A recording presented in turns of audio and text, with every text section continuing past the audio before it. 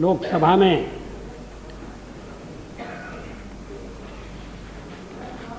बाईस अप्रैल को वाद विवाद में भाग लेते हुए प्रधानमंत्री जी ने जो कुछ कहा, मैं उसमें से कुछ पंक्तियां उद्धृत करना चाहता हूं। एक वादा यह है कि जब तक मैं इस सरकार में सरबराह हूं तब तक यह सरकार ट्रांसपेरेंट सरकार रहेगी। यह सरकार पूरी तरह से कोशिश करेगी कि अकाउंटेबल रहे। इसके बाद भी ये भ्रष्टाचार के मुद्दे पर बोलते रहे हैं। उन्होंने ये स्वीकार किया कि भ्रष्टाचार के खिलाफ कुछ कड़ी कार्रवाई की आवश्यकता है। Admitting that corruption has seeped into the veins of the nation, Prime Minister Indra Kumar Gujral on Sunday said that something drastic needed to be done against those occupying ministerial position and facing corruption charges. Something drastic, कठोर कार्रवाई करना पड़ेगी। स्पष्ट है कि यह कठोर कार्रवाई शासन के स्तर पर होगी। भ्रष्टाचार के खिलाफ जनमत बनाया जाए, इसमें कोई आपत्ति नहीं है। लेकिन अगर हम केवल जनता पर जिम्मेदारी डालकर और शासन के नाते अपने कर्तव्य पालन से चूकेंगे तो जनता की भागीदारी के लिए भी जो उत्साह जनता में पैदा करने की आवश्यकता है वो पैदा नहीं होगा।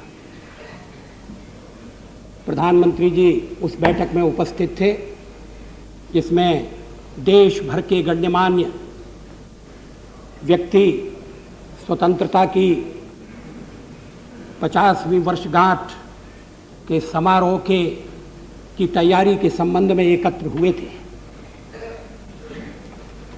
ये समारोह प्रारंभ होने वाला है। 9 अगस्त को मुंबई से आरंभ होगा। फिर हम 14 अगस्त की रात को 50 साल पहले की स्मृति को ताज़ा करने की कोशिश करेंगे। लेकिन प्रधानमंत्री ने देखा कि उस दिन भ्रष्टाचार का मुद्दा सारी बैठक के ऊपर छाया रहा।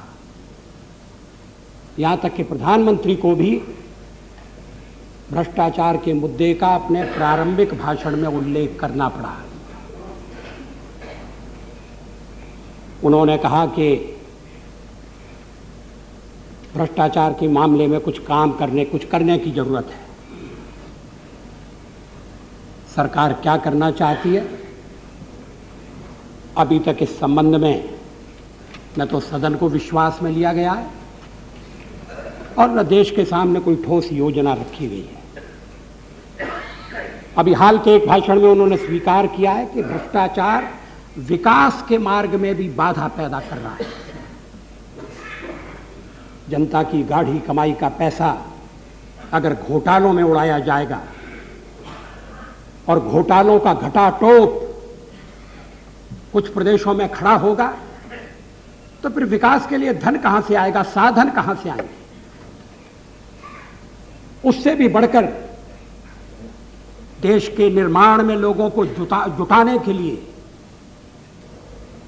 जो मन में उत्साह चाहिए वो उत्साह भी कैसे पैदा होगा। नेता अगर लूट में फंसे रहें और किसान, मजदूर, कर्मचारी से कहा जाए कि वो अपने कर्तव्य का ठीक तरह से पालन करे, मेहनत करे, तो इसका कोई असर नहीं होगा। अध्यक्ष महोदय, कैसे दुर्भाग्य की बात है कि पिछले 50 सालों में हमने भ्रष्टाचार के मामले में जो परंपराएं डाली थी, जो एक विरासत हमें उत्तराधिकार में मिली थी, आज उसको चुनौती दी जा रही है।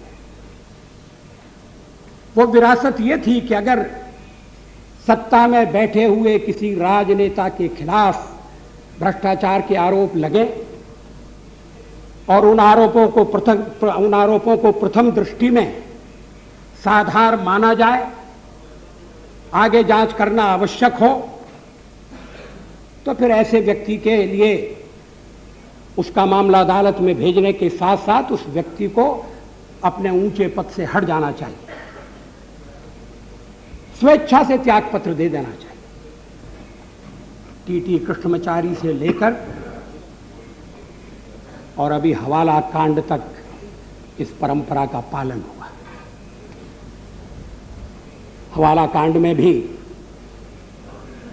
जिन मित्रों के बारे में लिप्त हैं, ये आरोप लगाए गए थे, वो अपने पद से हट गए।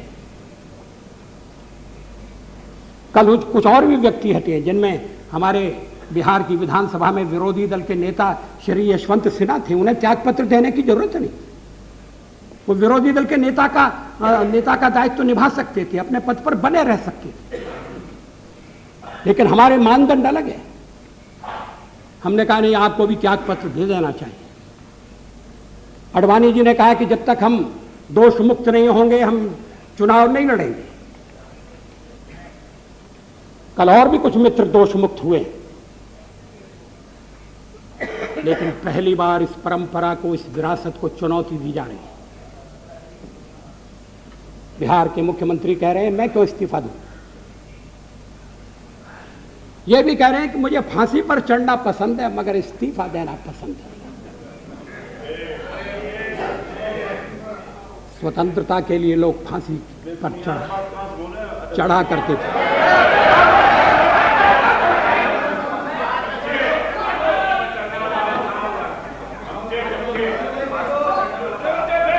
फांसी पर बढ़ने की बात कोई प्रूफ है कि फांसी वाला बात बोलना है?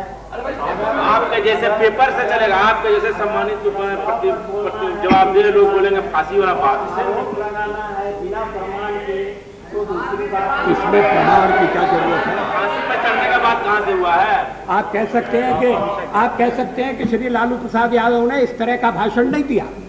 आप कह सकते मैं कुछ नहीं कह रहा हूं, ये आप कह रहे हैं, ये आप कह रहे हैं। मैं तो सिर्फ इतना कह रहा हूं कि जो प्रस्ताव आपने दिया है उस प्रस्ताव पर बोलें और बेबुनियाद आरोप, बिना प्रमाण के जो आरोप लगा रहे हैं, वो जिस आरोप का किसी ने संज्ञान तक नहीं लिया, और तब आप उस आदमी पर आरोप लगाए चले जा रहे हैं। रिसेंट डेवलपमेंट तो यही है कि बिहार विधानसभा में वहां के लोगों ने, वहां के विधायकों ने उनको बहुमत दिया है और आप उनकी बात कर रहे हैं। आप सीधे आरोप लगाए चले जा रहे हैं जिसका कि कोई आधार नहीं है। आपके लिए हमारे मन में बहुत सम्मान था, लेकिन हम नहीं समझते थे कि बेबुनियाद आरोप भी आप लगाएंगे।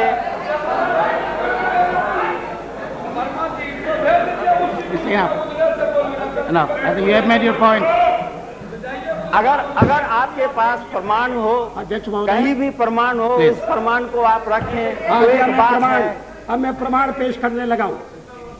प्लीज।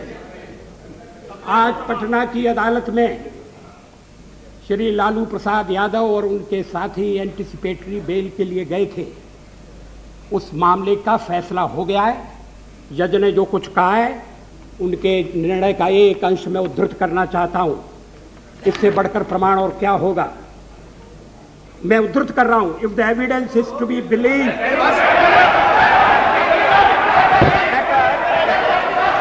बोलेंगे ये प्रमाण नहीं हुआ, क्योंकि ये मैटर सब जुडिस है और किसी कोर्ट ने, सर्वोच्च न्यायालय ने ये प्रमाण नहीं दिया है। ये किसी कोर्ट ने दिया तो उसको प्रमाण हम नहीं तब तक मानेंगे जब तक सर्वोच्च न्यायालय इसकी संपुष्टि न कर दे। इसको प्रमाण कैसे मानेंगे?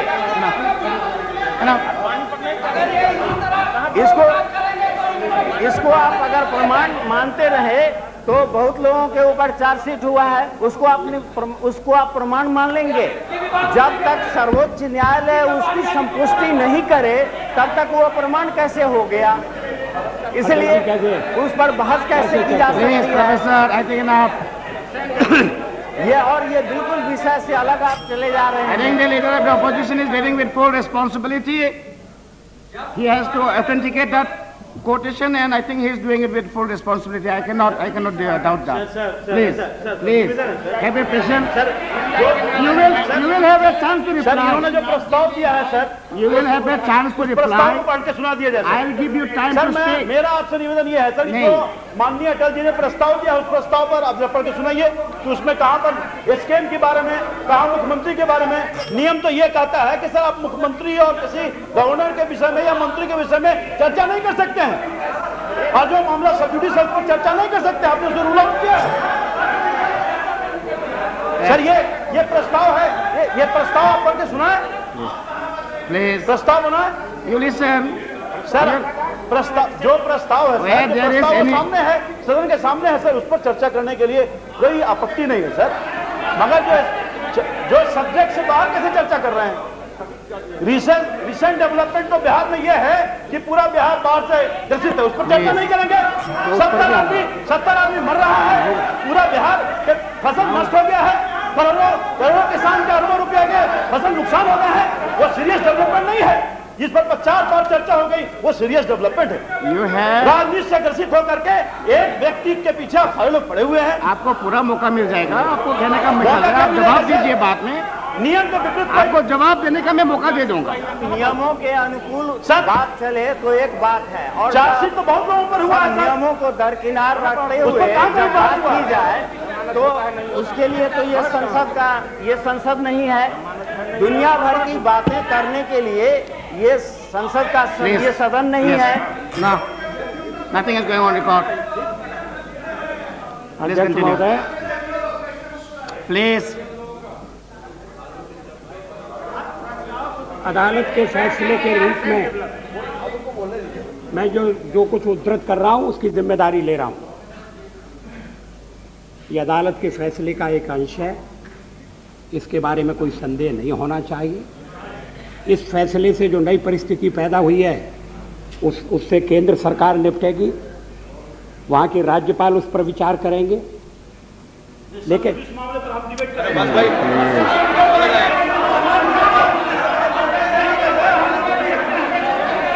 सब जुडिस मामले पर हम डिबेट कर सकते हैं, नई परंपरा लागू कर सकते हैं, तो कोई बात नहीं है। बहुत सारे सब जुडिस मामले सब पर डिबेट किया जाए। हवाला पर क्यों नहीं डिबेट करते, उस पर डिबेट कीजिए। अध्यक्ष जी, इतना सीनियर लीडर, इतना सीनियर मेंबर, और मैं समझता हूं कि इस तरह से बात नहीं करेंगे। बेबुनियाद बात, जो प्रस्ताव है प्रस्ताव पर बहस कीजिए, जो प्रस्ताव है प्रस्ताव पर बहस कीजिए। हम तैयार हैं सुनने की आपकी बात, हम जवाब देंगे। आपके बोलने की अनुमति मिलेगी। Nothing is going on record. क्यों बैठेंगे आप बिना अनुमति क्यों बोल रहे हैं? Please. क्यों नहीं बैठते फिर आगे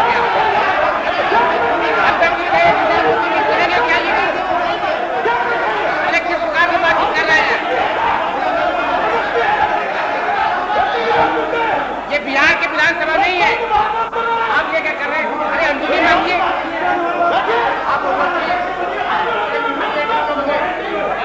हम बोल रहे हैं अध्यक्ष से, आप कौन होते हैं बीच में बोलने वाले? हम अपनी बात स्पीकर को बोल रहे हैं।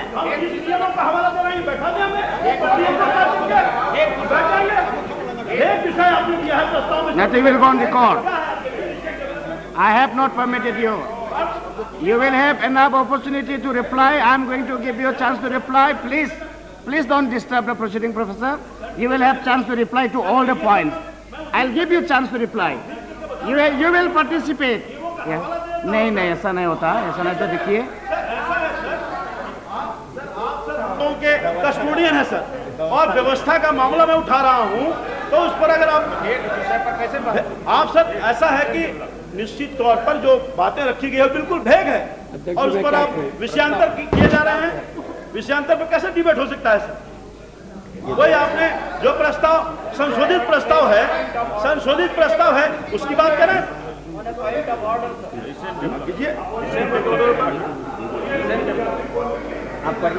एक औचित्य प्रश्न please. I don't hold it.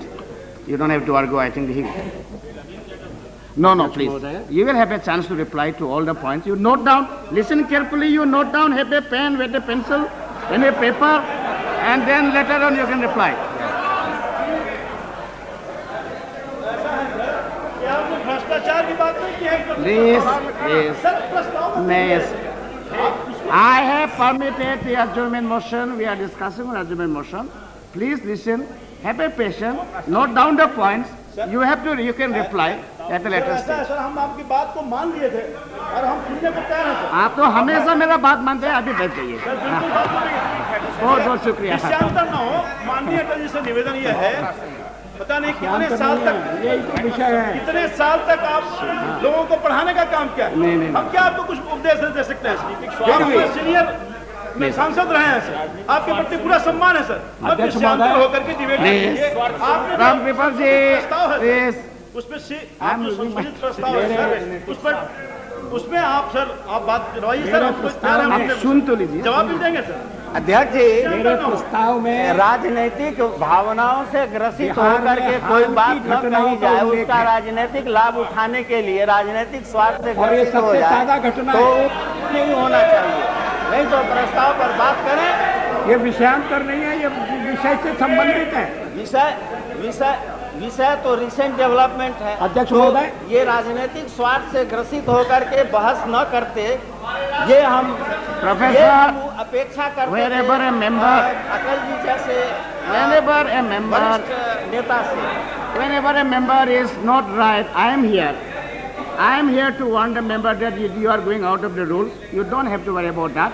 Best thing is let us listen to it, and you give a good reply, and I'm sure you will be able to give a very befitting reply. अध्यक्ष महोदय, ये justice Dhaliwal का निर्णय है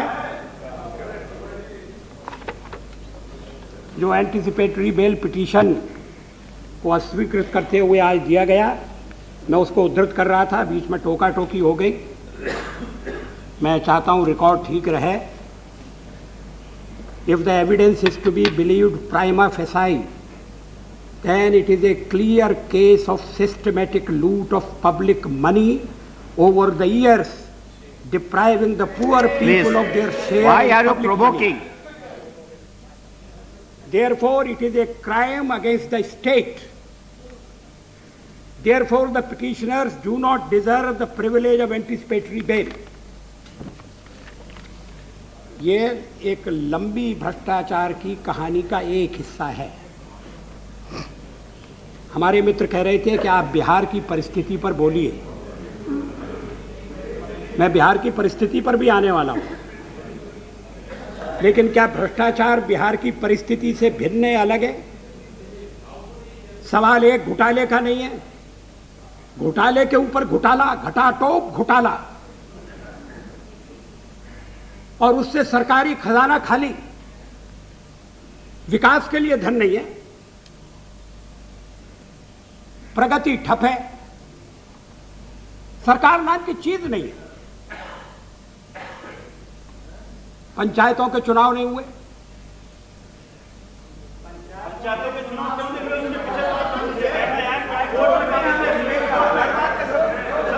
अध्यक्ष महोदय,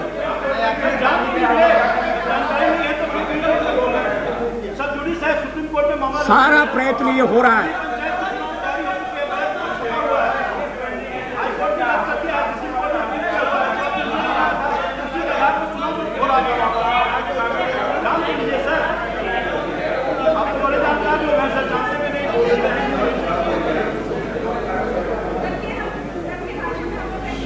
अध्यक्ष महोदय, सरकार की सारी ताकत अपने को, अपने नेता को और मंत्रियों को बचाने में लगी है. जनता दल की टूट जनता दल का घरेलू मामला है, मैं उसमें दखल देना नहीं चाहता, लेकिन संसदीय लोकतंत्र में दलीय पद्धति को मजबूत करना भी बहुत जरूरी है. लेकिन अगर दल में मेरी बात नहीं मानी जाएगी तो मैं दल तोड़ दूंगा, विधानमंडल को पंगु कर दूंगा, प्रतिपक्ष के सदस्यों को या तो निलंबित कर दिया जाएगा या मारपीट कर भगा दिया जाएगा, संदिग्ध चरित्र के लोग विधानमंडल के परिसर में लाए जाएंगे। इस स्थिति में क्या कोई भ्रष्टाचार के मामले में चलने वाला मुकदमा निष्पक्ष रूप से चल सकता है? बिहार के 3 विधायक जेल में, बेऊर जेल में, और वहां से वो भ्रष्टाचार के मामलों से संबंधित गवाहों को बदलने की कोशिश कर रहे हैं, सीबीआई को प्रभावित करने का प्रयास कर रहे हैं। सीबीआई तो केंद्र से संबंधित है, जांच एजेंसी है। अब तो शिकायत भी नहीं होना चाहिए, उसके डायरेक्टर बदल दिए गए हैं। पहले कभी ऐसा नहीं हुआ कि जिस पर आरोप लगाए गए हैं वो ये शिकायत करे कि सीबीआई ने मेरे खिलाफ षड्यंत्र किया है। क्या इस आरोप का कोई प्रमाण दिया गया? ऐसा कभी नहीं हुआ कि सीबीआई सब लिख कर रही है, आपके हाथ में आ रहा है सब मामला, ये भी पहले कभी ऐसा नहीं हुआ। अध्यक्ष महोदय, इतना ही नहीं, ये कहा जा रहा है कि संविधान में ये कहां लिखा है कि जिसके ऊपर जो आरोप पत्रित हो गया है वो इस्तीफा दे दे, ये कहां लिखा है? तो क्या संविधान में ये लिखा है कि मुख्यमंत्री को लूट की छूट होगी? हर बात संविधान में नहीं लिखी जाती। अनेक देश ऐसे हैं जहां लिखित संविधान नहीं है। देश चलता है परंपरा से, मूल्यों से, आदर्शों से। और आज भ्रष्टाचार का एक मामला नहीं है, एक व्यक्ति का सवाल नहीं है, एक प्रदेश की भी चिंता नहीं है। आज गणतंत्र के लिए खतरा पैदा हो गया है। अगर राज सत्ता मुट्ठी भर अपराधियों के हाथ में केंद्रित हो जाएगी, एक एक करके लोकतंत्र की संस्थाएं पंगु बना दी जाएंगी, अप्रभावी बना दी जाएंगी। जो खिलाफ खड़ा होगा उसकी हत्या का षड्यंत्र रचा जाएगा, गवाह मिलेंगे नहीं मुकदमे के लिए। और यह स्थिति चल रही है। प्लीज मैडम,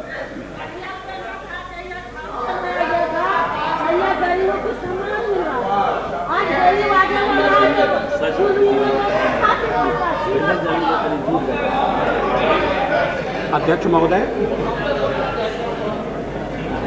प्रधानमंत्री जी ने मन में तेरा देख लिया है, देखेंगे। पहले दिन के अपने भाषण में कहा था कि हमें स्टेट को बचाना होगा।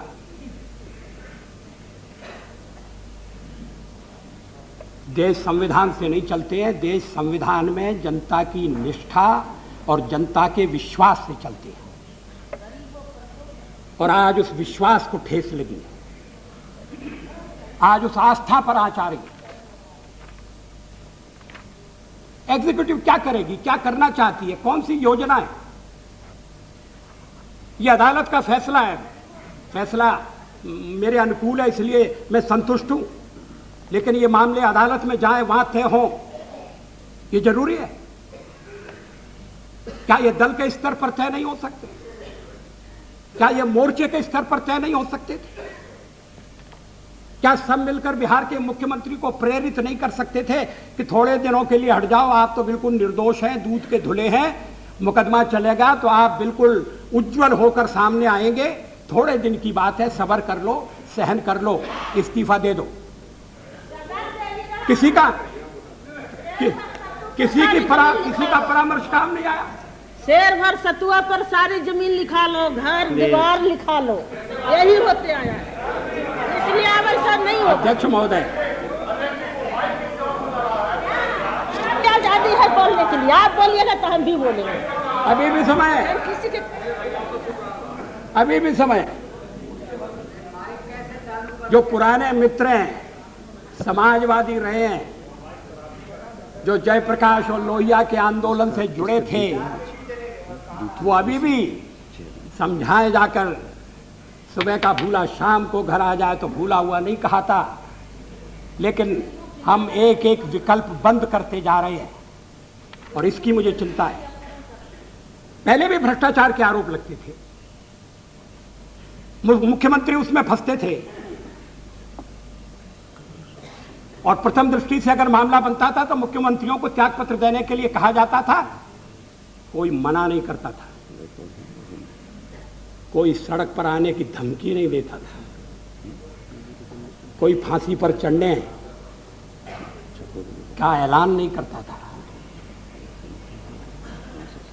उस दिन श्री शरद यादव कह रहे थे कि लोकतंत्र चलेगा तो लोक लाज से चलेगा। लोकतंत्र चलेगा कैसे?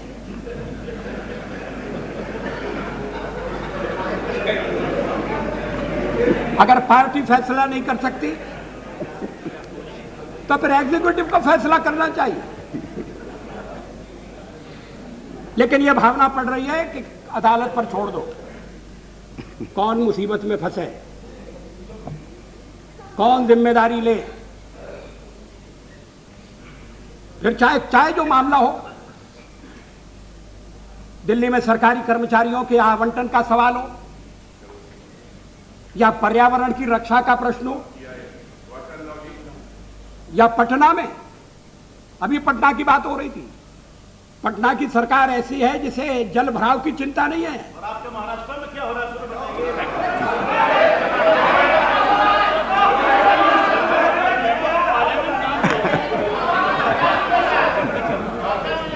अध्यक्ष जी, मैंने अपने भाषण में ये नहीं कहा कि आपके बिहार में क्या हो रहा है।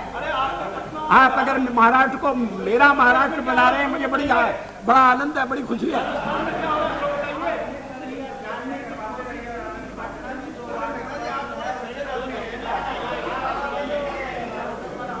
नहीं, पटना की याद मुझे श्री सोमनाथ चटर्जी ने दिलाई।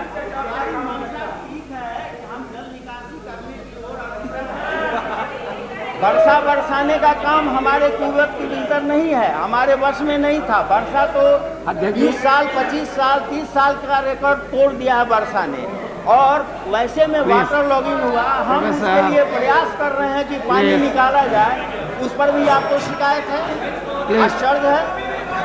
मेरा पॉइंट ऑफ ऑर्डर है अध्यक्ष महोदय, मेरा पॉइंट ऑफ ऑर्डर है।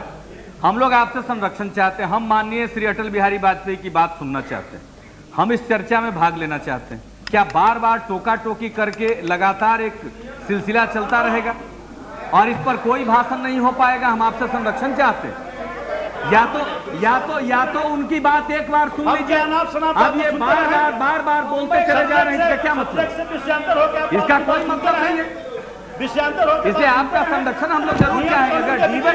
अगर डिबेट के स्तर को आप बनाए रखना चाहते हैं, आप अगर अध्यक्ष महोदय, मैं आपसे कहना चाहता हूं, अगर डिबेट के स्तर को बनाए रखना चाहते हैं तो सदन को नियंत्रित कीजिए, नहीं तो डिबेट का स्तर बना नहीं रहेगा। और वो अगर समझ रहे हो कि 10-5 लोग हल्ला करके दूसरे लोगों को टोक देंगे तो उससे अधिक लोग हल्ला करके उनको टोक सकते हैं।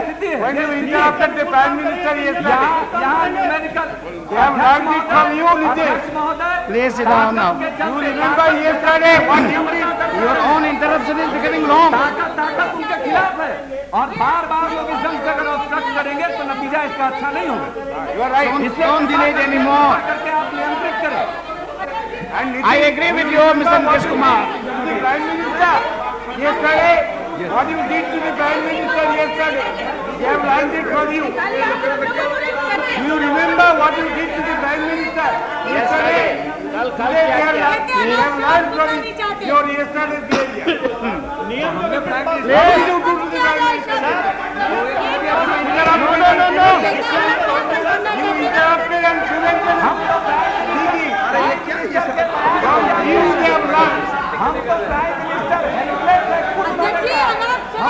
Please, madam, don't complicate the matter now. Don't complicate. Please, madam, sorry.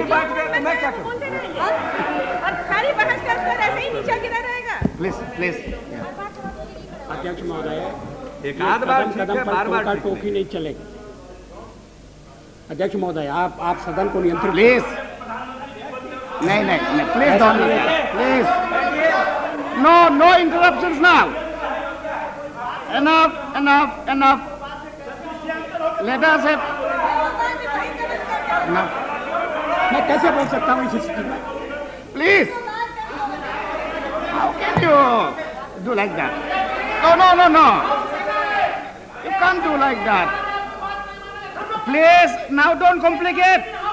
Don't complicate the matter now. When I... See, what is this? When I am asking them to sit down and you start. And when you sit down, they will start. What is this? Please sit down. आप इन पर नाराज हो रहे हैं। All right, you carry on, carry on, you carry on. आपस में करो करो, कर लीजिए। आप उनको चुप करिए। बहुत अच्छा, और बोलो। नहीं नहीं नहीं, और बोलो। प्लीज प्लीज से मोर प्लीज। हाँ, आप खड़ा हो जाइए। हाँ, आप बोलती रहिए, आप बोलती रहिए। Good, very good, very good, you are doing very well, congratulation, wonderful job.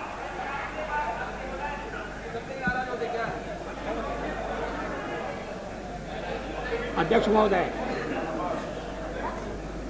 अब पटना में पानी भर गया है और वर्तमान सरकार उस पानी को निकाल नहीं पा रही और कोर्ट आदेश दे रहा है कि सेना की मदद लो। इसमें मेरा क्या दोष है?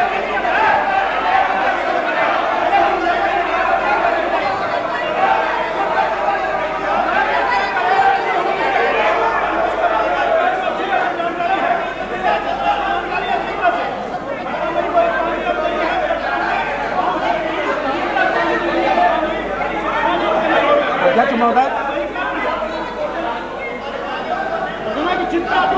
अध्यक्ष महोदय, अध्यक्ष आपका महोदय, कर रहा था। आपका जानकारी है, मुझे मालूम है, इसीलिए प्लीज, इसीलिए मैंने आपको कहा था, आप नोट कर लीजिए क्या पॉइंट हो रहा है। आप जब जवाब देंगे ना, तब आप जवाब दीजिए। आपका जानकारी जितना आपका पास है वो आप बोल दीजिए हाउस में।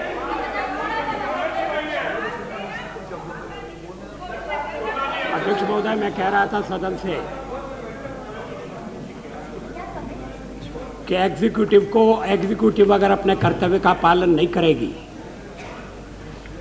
तो फिर न्यायपालिका का दरवाजा खटखटाने के अलावा नागरिकों के पास और कोई रास्ता नहीं रहेगा। होना तो ये चाहिए कि एग्जीक्यूटिव अपने कर्तव्य क्षेत्र के अंतर्गत अपने कर्तव्य का पालन करे और न्यायपालिका अपने अधिकार क्षेत्र तक सीमित रहे। लेकिन अगर मामले लटकाए जाएंगे, ये चारा घोटाला लीजिए, 1.5 साल से चल रहा है, लगातार चल रहा है, प्रक्रिया जटिल है, विलंब होते हैं,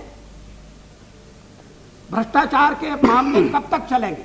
अगर तो जो जिन पर आरोप लगते हैं उनके साथ भी अगर न्याय करना है तो उसका तकाजा यह है कि जल्दी से सुनवाई होना चाहिए, तुरंत फैसले होना चाहिए। और इसके लिए अगर प्रक्रिया में सुधार करने की जरूरत है, प्रधानमंत्री प्रस्ताव लेकर आए और सदन उनका समर्थन करेगा।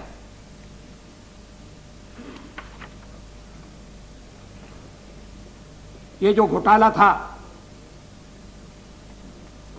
जिसमें पहले 2 साल पहले लोग घोटाले में लपेटे गए थे, अब उसका जैसा मैंने अभी उल्लेख किया कि श्री यशवंत सिन्हा के बारे में आज फैसला आ जाया है, श्री मोतीलाल वोरा और श्री शिवशंकर जी,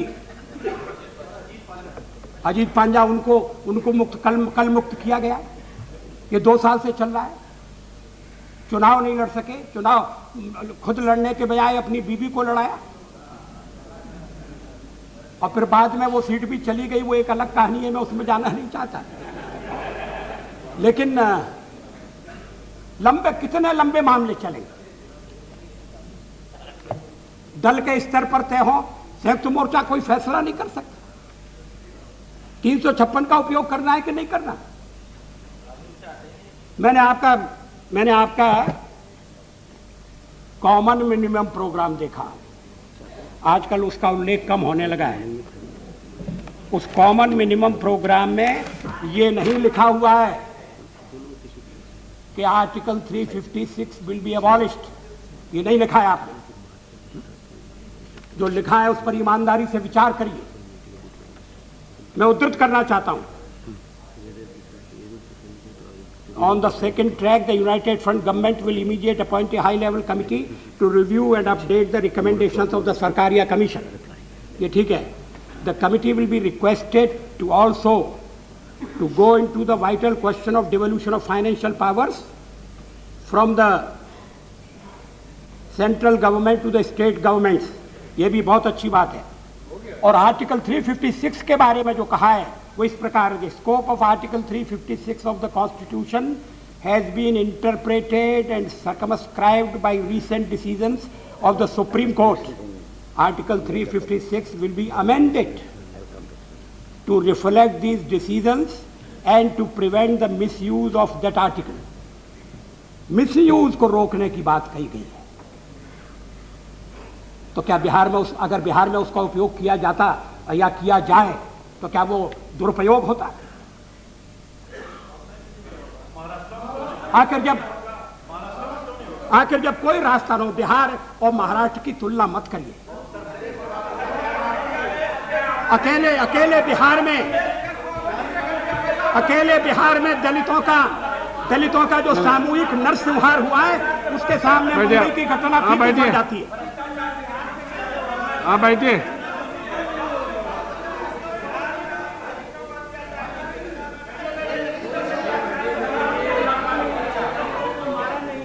अध्यक्ष महोदय, बिहार में प्राइवेट सेनाएं बनी हुई है और लोगों का कत्लेआम हो रहा है। अब उत्तर प्रदेश में आ गया, अभी महाराष्ट्र में थे, अब उत्तर प्रदेश में क्या हो रहा है? उत्तर हिंदुस्तान की सबसे भ्रष्ट सरकार को आप समर्थन कर रहे हैं। सुनिए, आपको मैंने आपको जो कुछ कहना है आप नोट करिए। आपके बारी जब आएगी आप उसका रिप्लाई के रूप से आप बताइए। ऐसा इंटरप्ट करने से डिबेट चलेगा नहीं। Please cooperate, let us here. जो भी होगा, अबे अध्यक्ष ऐसा नहीं होना। सभापति जी, अंतर हो करके बोला विषयांतर का भी चलेगा ही। तो यहाँ हम लोग बैठे ना, एकदम अनवरत। यहाँ तो हम लोग बैठे, विषयांतर का भी क्या हम लोग इसका तो मैं आगे भाषण नहीं करूंगा। नहीं, मैं नहीं बोलूंगा। सभापति जी, मेरा एक निवेदन है। ये तरीका नहीं है। नहीं, 40 मिनट हो गया। हमारे जैसे बहुत से लोग चाहते हैं कि अटल जी अपना भाषण पूरा करें और 40 मिनट में इस तरह टोका टोकी हुई। मैं सम्मानीय सदस्यों से कहूँगा, कोई ऐसी बात नहीं कर सकते हो जिसका वो जवाब नहीं दे सकते। अगर इस तरह चलता रहेगा तो इस विवाद का कोई अर्थ ही नहीं रह जाएगा। मेरा निवेदन है कि अटल जी के भाषण में जो बार बार हस्तक्षेप हो रहा है, मेरी निवेदन अगर स्वीकार करें तो सदस्यों को शांति से सुनना चाहिए और उनको आप समय दीजिए, जो जवाब देना चाहे वो जवाब दें। लेकिन 40 मिनट में अटल जी मुश्किल से 10-5 मिनट बोल सके होंगे, ये अच्छी बात नहीं। तो इसलिए मैं अपील करूंगा सब आदरणीय मेंबरों से कि आपको अगर कोई ऐसी बात हो तो आपको बाहरी आने में आप कुछ रिप्लाई दे सकते हैं। ऐसे टोका टोकी बिल्कुल बर्दाश्त नहीं करूंगा मैं। सभापति महोदय, मैं आर्टिकल 356 की चर्चा कर रहा हूं, उसमें मैं कोई आरोप नहीं लगा रहा। ये मैं मांग जरूर कर रहा हूं कि जब सब रास्ते बंद हो गए और कोई रास्ता खुला नहीं है तो फिर इस परिस्थिति का तकाजा ये होगा कि आर्टिकल 356 का उपयोग किया जाए। फिर प्लीज, यूनाइटेड फ्रंट ने भी आर्टिकल 356 को खत्म करने की बात नहीं कही है। ठीक है, इंटर स्टेट काउंसिल बनी है, वो विचार कर रही है और उसका दुरुपयोग रोका जाए, इसका प्रबंध करना जरूरी है। लेकिन अब जैसे बिहार की स्थिति हो गई है, वहां लोकतांत्रिक संस्थाएं चल नहीं रही है, अदालत के सिवा कोई रास्ता नहीं है। एक रास्ता था जिसका अवलंबन नहीं किया गया, नहीं किया जा रहा, और ये सुझाव उस दिन स्वतंत्रता की 50वीं वर्षगांठ के संबंध में आयोजित बैठक में श्री सी सुब्रमण्यम ने रखा था उन्होंने कहा कि बिहार में राज्यपाल महोदय ने मुख्यमंत्री के विरुद्ध लगाई जाने वाली चार्जशीट को देखा है। मुख्यमंत्री पर जो 4 आरोप लगे हैं और उन पर जब मुकदमा चलाने की मांग हुई तो मुख्यमंत्री पर मुकदमा तब तक नहीं चलाया जा सकता जब तक कि गवर्नर की अनुमति नहीं है। और गवर्नर ने कहा कि आरोप कौन से हैं, चार्जशीट कहाँ है। 37 दिन तक गवर्नर महोदय उस पर विचार करते रहे। जरूर उन्होंने गहरा अध्ययन किया होगा, विधि शास्त्रियों की राय ली, एडवोकेट जनरल से परामर्श किया और फिर उन्होंने इस बात की इजाजत दी कि ठीक है, प्राइमा फेसी केस है और चार्जशीट लग सकती है। अब इसके बाद क्या गवर्नर महोदय का और कोई कर्तव्य नहीं? क्या उन्होंने ये नहीं सोचा कि चार्जशीट अगर लगा दी जाएगी तो मुख्यमंत्री के पद पर बने रहते हुए किसी व्यक्ति के खिलाफ कहीं भी, और बिहार का, विशेषकर बिहार में साक्ष्य जुटाना एक असंभव काम होगा। 6 के करीब लोग संदेहास्पद स्थितियों में मारे गए। कौन खिलाफ गवाही देगा? कौन सत्य का उद्घाटन करेगा? छोटे मुकदमों में इसलिए कि गवाहों को प्रभावित न कर दें, बेल देने से इनकार कर दिया जाता है। आज बेल देने से इनकार किया, ये अच्छी बात है, लेकिन गवर्नर महोदय ने सोचा नहीं? क्या केंद्र से परामर्श नहीं किया? क्या हमारे गृह मंत्री उनसे बात नहीं करते रहे? जो भी परिस्थिति पैदा होगी उसका सामना करना पड़ेगा। आखिर गवर्नर ने संविधान की शपथ ली है। मुख्यमंत्री और मंत्री श्री सुब्रमण्यम ने इस बात पर बल दिया था कि मुख्यमंत्री और मंत्री गवर्नर का जब तक प्लेजर है तब तक ऑफिस होल्ड कर सकते हैं, और गवर्नर चाहे तो अपना प्लेजर विड्रॉ कर सकता है। गवर्नर त्याग पत्र देने के लिए कह सकता है, अगर उसकी बात न मानी जाए गवर्नर आगे कदम बढ़ा सकता है। इसका भी अवलंबन नहीं किया गया। इसका अवलंबन किया जाता तो एग्जीक्यूटिव की निर्णय लेने की, कार्रवाई करने की क्षमता दृढ़ होती। अदालत पर छोड़ दिया गया है। खैर मुकदमा चल रहा है, मैं उसमें विस्तार से जाना नहीं चाहता। और अगर पार्टी स्वयं अपने को अनुशासित नहीं करती, जनमत उसको प्रभावित नहीं करता, अगर राज्यपाल भी अपने दायित्व को पूरा नहीं करते, तो फिर आर्टिकल 356 के अलावा मुझे तो और कोई रास्ता दिखाई नहीं देता। लेकिन संयुक्त मोर्चे में मतभेद के कारण एक निर्णय लेना संभव नहीं हो पा रहा। यह सत्ता का खेल नहीं है। इस समय गणतंत्र संकट में है। लोकतंत्र को ऐसी चुनौती कभी नहीं मिली। 50 साल हो गए। जिस तरह से सबको नकारा जा रहा है। अभी रेल मंत्री गए थे, मैंने अखबार में पढ़ा, कहां तक ठीक है मैं नहीं जानता, कि रेल मंत्री की सुरक्षा के लिए रेलवे प्रोटेक्शन फोर्स की जरूरत थी। प्रदेश सरकार के ऊपर वो सुरक्षा की जिम्मेदारी नहीं छोड़ सकती, और उनकी सभा में गड़बड़ करने की कोशिश की। हमारी सभा कौन करने देगा? और बॉम्ब चलाया, और प्रधानमंत्री कहते हैं जनता को जागृत करो। जनता भयभीत है, जनता आतंकित है, माफियाओं की मुट्ठी में जनता। हाँ, उन्होंने ही चलाया होगा। जनता को कैसे जागृत किया जाएगा?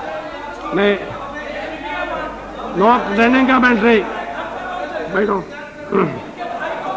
बैठो ना। I have not given you permission. अध्यक्ष महोदय, भाई को मारा या किसी को मारा, वो भी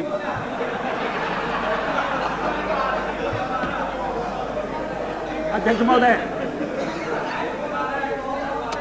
प्लीज डोंट डिस्टर्ब। कंटिन्यू। जब चर्चा का प्रारंभ हुआ तो हमारे मित्र श्री सोमनाथ चटर्जी ने पूछा था 356 के बारे में क्या है। अगर और कोई रास्ता न हो तो 356 का अवलंबन होना चाहिए, एक बुराई के रूप में होना चाहिए, कम बुराई के रूप में। लोकतांत्रिक मूल्य खतरे में पड़ जाए, गणतंत्र पर आंच आ जाए और हम कहें कि हम संविधान की 356 का उपयोग नहीं करेंगे, वो उपयोग नहीं होगा, दुरुपयोग नहीं होगा, सदुपयोग होगा।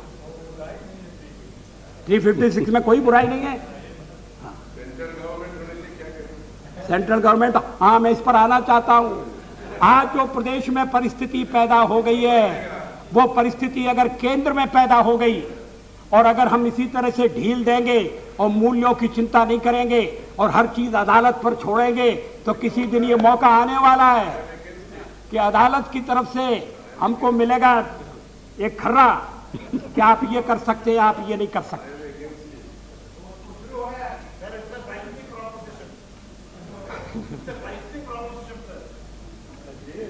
सभापति जी, मुझे आश्चर्य है कि हमारे कांग्रेस के मित्र ये बिहार के बारे में कौन सा दृष्टिकोण रखते हैं, मैं समझना चाहता हूँ, खाली समझ के लिए। नहीं, वो भाषण करेंगे। पटना में कुछ कहना और यहाँ कुछ कहना, और कहना कुछ और करना कुछ। अब ये राजनीति मेरी समझ में नहीं आती। वहां विधानसभा में एक दिन लालू प्रसाद की सरकार अल्पमत में रह गई थी, एक दिन नहीं कुछ दिन। जब जनता दल का विभाजन हो गया था वो अल्पमत में थे, उन्हें चुनौती दी गई थी। एक तो रात में उन्होंने झारखंड से समझौता कर दिया, किस कीमत पर किया मैं नहीं उसमें जाना चाहता। क्या किसी सीमा प्रदेश में अपनी सत्ता खतरे में पड़ने के बाद अगर वहां के मुख्यमंत्री, वहां का सत्तारूढ़ दल किसी राष्ट्र विरोधी तत्व के साथ समझौता करके अपना बहुमत बनाए रखे तो क्या प्रतिक्रिया होगी?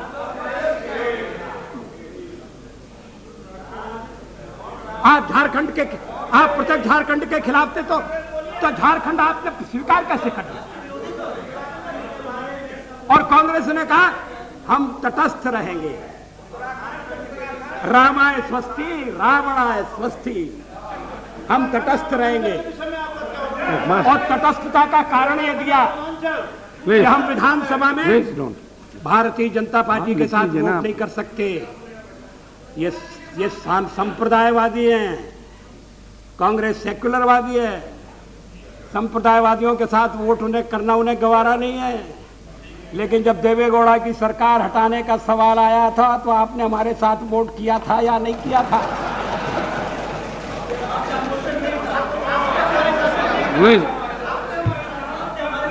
अच्छा, आप बिहार में खुद मोशन लाएंगे नहीं और हमारा मोशन आएगा तो उस पर ये कह के वोट देने से बहानेबाजी करेंगे, ये नहीं चलेगा। और सचमुच में हमारा भी मोशन नहीं था, मुख्यमंत्री ने कॉन्फिडेंस ही किया था। देवेगौड़ा जैसी स्थिति थी, बिल्कुल। मगर आप जिसे हटाना चाहते हैं वो ठीक है। ये राजनीति नहीं है, ये बहुत ही संकुचित खेल है, बहुत ही संकीर्ण खेल है। अध्यक्ष महोदय, मैं समाप्ति की ओर ले जाना चाहता हूं। काम रोको प्रस्ताव को लाने का एक ही उद्देश्य था कि बिहार की बिगड़ती हुई स्थिति की ओर तत्काल ध्यान दिया जाए। 184 में चर्चा हो सकती है, 193 भी चर्चा का एक हमें उपकरण प्रदान करता है। लेकिन आज देश इस सत्र की ओर, इस संसद की ओर जिस आशा भरी निगाह से देख रहा है, अगर हम पहले ही दिन और उसके बाद आपके आदेश के अनुसार दूसरे दिन बिहार की स्थिति पर चर्चा न उठाते तो हम अपने कर्तव्य का पालन करने से चूक जाते। सवाल सरकार को कटघरे में खड़ा करने का नहीं है, सरकार तो कटघरे में है अपनी निष्क्रियता के कारण। प्रधानमंत्री कह सकते हैं कि मैं तो फंस गया हूं, 5 पांडव तो 5 ही थे, या तो 15 पुंगव विराजमान हैं। मैं नहीं समझता कि इससे समस्या का समाधान निकलेगा। संयुक्त मोर्चा बनाए, उसको चलाना आपकी जिम्मेदारी है। लेकिन जैसा आपने अपने प्रथम भाषण में कहा था प्रधानमंत्री महोदय, स्टेट, और मैं उससे एक कदम आगे जाकर कहना चाहता हूं रिपब्लिक, आज खतरे में रिपब्लिक, और रिपब्लिक की रक्षा के लिए कदम उठाना होगा। पार्टियां गौण हैं। पहले गणतंत्र 50 साल की आजादी के बाद भी अगर लोगों के मन में स्वतंत्रता का त्योहार मनाने के लिए जैसा उत्साह चाहिए वैसा उत्साह नहीं है, तो हम सब राजनेता, सब दलों के प्रतिनिधि जरा अपने अपने गिरेबान में मुंह डालकर देखें।